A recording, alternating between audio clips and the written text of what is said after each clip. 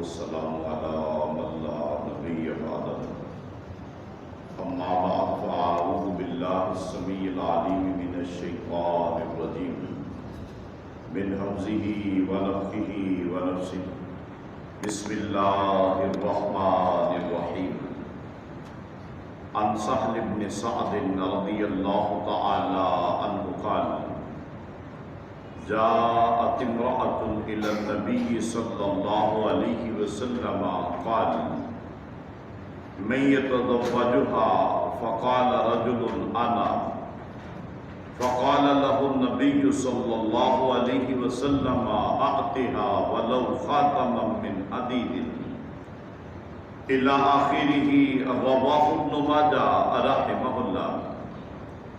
جناب سیدنا سہل بن سعد رضی اللہ تعالی عنہ بیان فرماتے ہیں کہ ایک مرتبہ ایک عورت پیارے رسول صلی اللہ علیہ وآلہ وسلم کے پاس آئی اور آپ صلی اللہ علیہ وسلم کے لیے اس نے اپنے نفس کو ہبہ کر دیا۔ آپ صلی اللہ علیہ وسلم نے صحابہ رضوان اللہ علیہ مجمعین سے پوچھا کہ میں یتزوجھا کہ اس کے ساتھ کون نکاح کرے گا؟ ایک آدمی کھڑا ہوا، اس نے کہا کہ اللہ کے نبی صلی اللہ علیہ وسلم میں نکاح کروں گا۔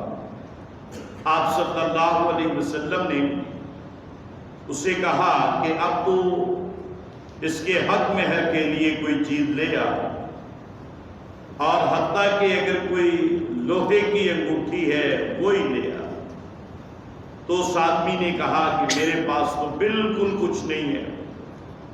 آپ صلی اللہ علیہ وآلہ وسلم نے اس سے پوچھا کیا تجھے قرآن زبانی یاد ہے؟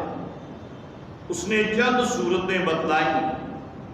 آپ صلی اللہ علیہ وسلم نے فرمایا کہ میں اس عورت کا اس قرآن کے ذریعے سے تیرا جو ہے وہ نکاح کر دیتا ہوں، اور اب تو یہ قرآن اسے یاد کروا دے۔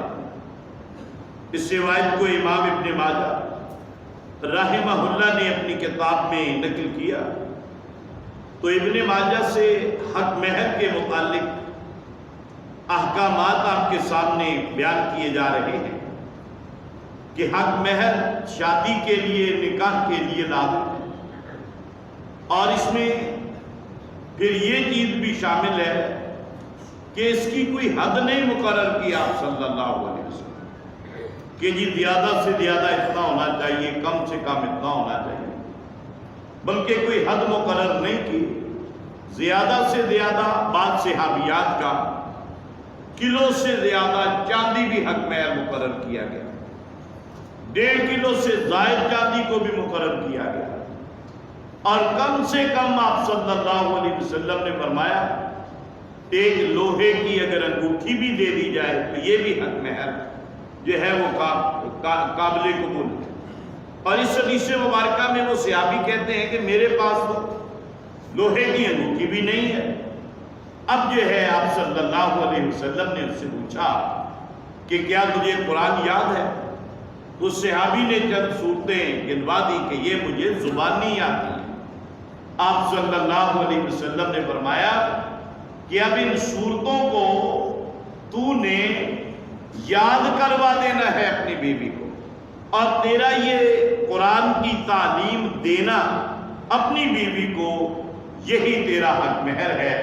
تو معلوم ہوا کہ یہ بھی جیسے جناب موسیٰ علیہ السلام ہے، ان کے پاس بھی کوئی چیز نہیں تھی، اور ان کو بھی یہی شرط لگائی گئی کہ آپ اتنی دیر تک ہمارے ہاں کام کریں، اور آپ کی جو مزدوری ہے اب اسی کو گویا کہ وہ بنا دیا جائے گا حق مہر، اور پھر ان کا نکاح جو ہے وہ کر دیا گیا۔ تو گویا کہ کم از کم جو ہے حق مہر اور زیادہ سے زیادہ حق مہر کی کوئی مقدار مقرر نہیں ہے، جتنے پر بیوی، عورت اور اس کے ورثاء راضی ہو جائیں اس کے مطابق جو ہے حق مہر وہ رکھ لینا چاہیے۔ اللہ ذوالجلال والاکرام سے دعا ہے کہ اللہ رب العالمین ہمیں قرآن و سنت کے مطابق اپنی زندگیاں گزارنے کی توفیق عطا فرمائے۔ وما علینا الا البلاغ المبین۔